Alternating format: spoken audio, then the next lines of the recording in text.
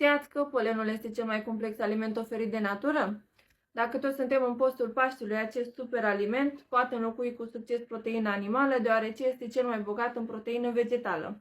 Polenul recoltat de către noi este poliflor, ceea ce înseamnă că albinuțele vizitează o varietate mare de flori, de unde adună pe piciorușele acestora grăunciorii de polen.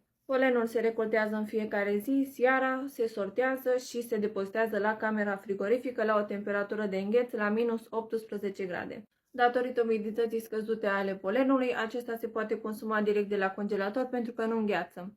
Noi vindem polen atât în cantități mici, dar și în cantități mari la un preț foarte accesibil. Pentru a ne putea bucura de beneficiile acestui polen asupra corpului nostru, trebuie să consumăm zilnic. Cei care n-au mai consumat până acum trebuie să înceapă cu o doză mică pentru a observa reacția organismului la acest produs. Mulțumim albinuților pentru că datorită lor ne putem bucura și noi de acest superaliment numit polen.